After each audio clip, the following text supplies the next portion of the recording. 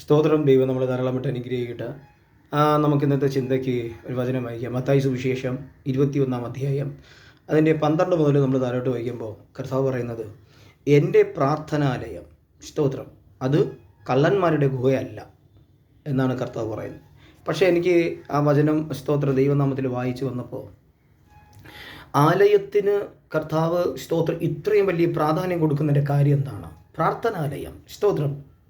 നമ്മളെല്ലാം ഞായറാഴ്ച തോറും ചർച്ചിൽ പോകുന്നു. പക്ഷേ ഞാൻ ചോദിക്കട്ടെ, ചർച്ചിൽ പോകുന്ന നമ്മൾ ആ ചർച്ചിനെ കുറിച്ച് എന്തെങ്കിലും ഒരു ബോധം നമുക്കുണ്ടോ? ഇന്ന് നമ്മുടെ സഭകളിൽ നടക്കുന്ന ഓരോ കാര്യങ്ങൾ നിങ്ങളെടുത്ത് പഠിച്ചു നോക്കുക. രാവിലെ വരുന്നു, പാസ്റ്റർ ഒരു സമയം പറയും, നിങ്ങൾ ഒരു 8:15 അല്ലെങ്കിൽ ഒരു 10 മണിക്കോ കൃത്യമായി നിങ്ങൾ എത്തണമെന്ന് പറയുമ്പോൾ നമ്മൾ സഭയിൽ പോകുന്നത് 1 മണിക്ക്. എന്നെ ഇതിൽ കേൾക്കട്ടെ, നിങ്ങൾക്ക് ഇഷ്ടപ്പെടുമെന്ന് അറിഞ്ഞുകൂടാ, എങ്കിലും ചില കാര്യങ്ങൾ നമ്മൾ ശ്രദ്ധിക്കണം. പ്രാർത്ഥനാലയം എന്ന് പറയുമ്പോൾ ആ ആലയത്തിന് അതിൻ്റേതായിട്ടുള്ളൊരു മഹത്വമുണ്ട്. സ്തോത്രം, ഹല്ലേലൂയ. ഞാൻ ചോദിക്കട്ടെ, ഇപ്പം നമ്മളൊരു ഇൻ്റർവ്യൂക്ക് പോകുമ്പോൾ നമ്മൾ ഇട്ട വേഷത്തോടെയൊന്നും അല്ല പോകുന്നത്. ഷേവ് ചെയ്ത് നല്ല വസ്ത്രം ധരിച്ച്, സ്തോത്രം, നമ്മൾ വീട്ടിൽ സംസാരിക്കുന്ന വാക്കല്ല ആ ഇൻ്റർവ്യൂ ചെയ്യുന്ന വ്യക്തിയുടെ മുമ്പിലിരുന്ന് നമ്മൾ സംസാരിക്കുന്നത്. അവർ ചോദിക്കുന്നതിൽ മാത്രമാണ് നമ്മൾ മറുപടി കൊടുത്തുകൊണ്ടിരിക്കുന്നത്. നമ്മൾ വീട്ടിൽ സംസാരിക്കും പോലെ വായി തോന്നിയത് ഒന്നുമല്ല, സ്തോത്രം, ആ ഇൻ്റർവ്യൂവിൽ സംസാരിക്കുന്നത്. അപ്പോൾ ആ ഇൻ്റർവ്യൂ ഇത്രയും ബഹുമാനത്തോടെ നീ സംസാരിക്കുന്നതിൻ്റെ കാരണം നിനക്കൊരു ജോലി കിട്ടാനാണ്.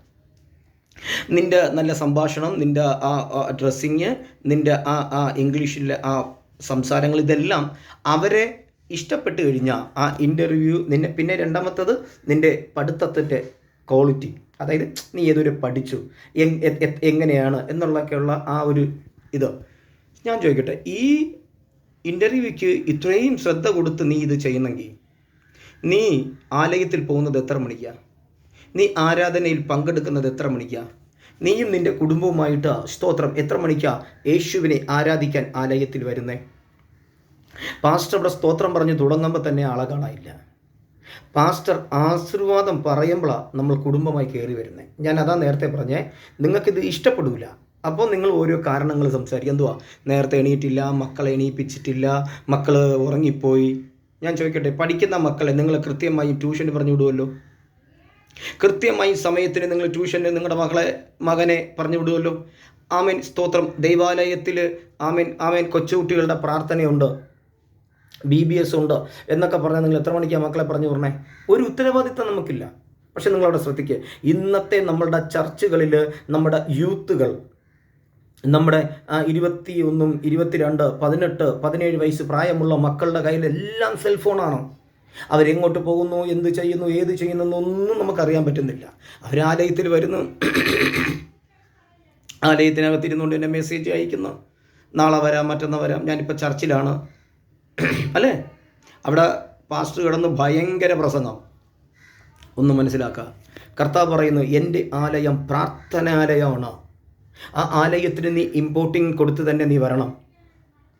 ആലയത്തിൽ വരുമ്പോൾ ആമേൻ വൈരാഗ്യം, പിണക്കം, കുശുമ്പ് വെച്ചേച്ച് നീ വരരുത്.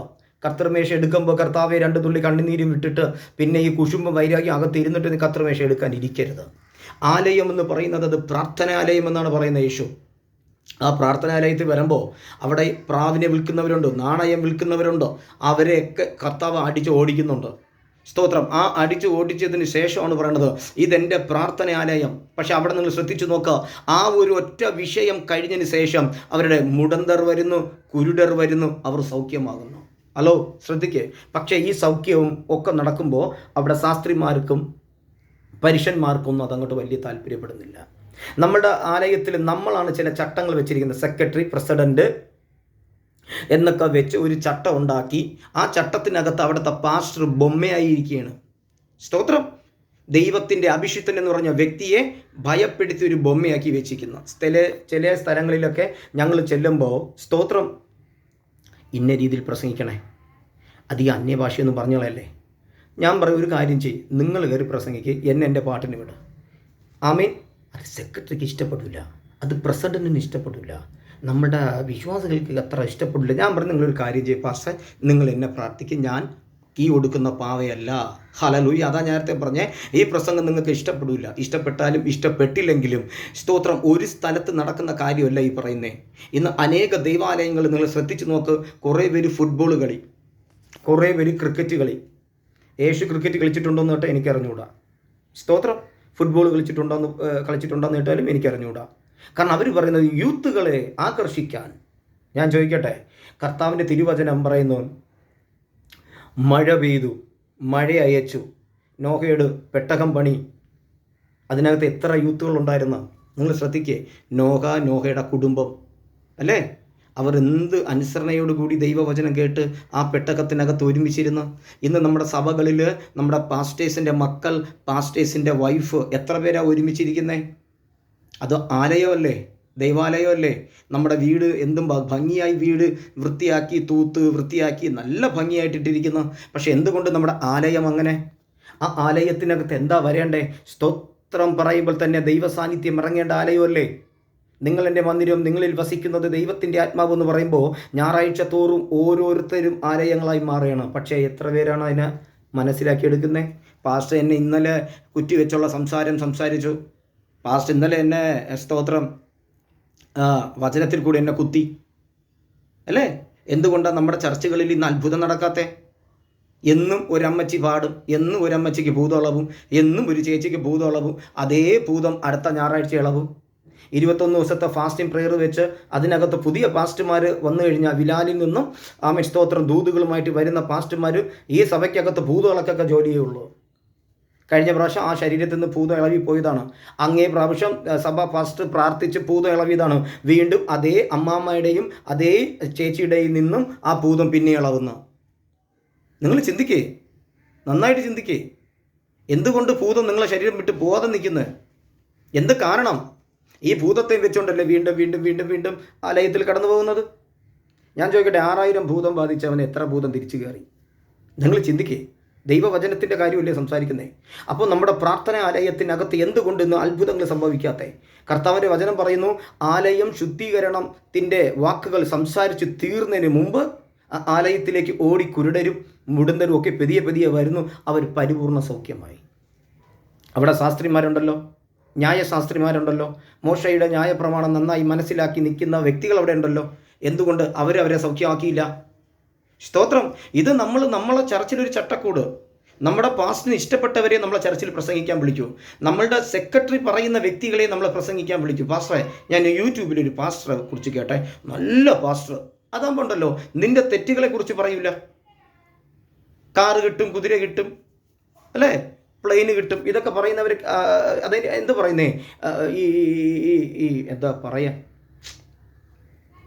ഈ തത്തയും തൂക്കി പോകുന്ന കൈനോക്കുകാർ പറയൂലേ, നിന്റെ ഭാവിയും ഭൂതവും. അങ്ങനെ പറയുന്ന പാസ്റ്റർമാരെയാണ് ഇന്ന് സഭകൾക്ക് ഏറ്റവും ഇഷ്ടം. പക്ഷേ മാനസാന്തരം പ്രസംഗിക്കുന്ന പാസ്റ്റർമാരെയും നരകത്തെ പ്രസംഗിക്കുന്ന പാസ്റ്റർമാരെയും സ്വർഗരാജ്യത്തിൽ നീ എങ്ങനെ പോകണമെന്ന് പറഞ്ഞ് പഠിപ്പിക്കുന്ന പാസ്റ്റർമാരെയും ഇഷ്ടമല്ല സഭക്കാർക്ക്. എന്ത് കാരണം? സ്വന്തം സഭയിലെ പാസ്റ്റർ പോലും അന്യ സ്തോത്രം ആൾക്കാരുടെ മുമ്പിൽ കൊച്ചാക്കുന്ന ആൾക്കാരുണ്ട്.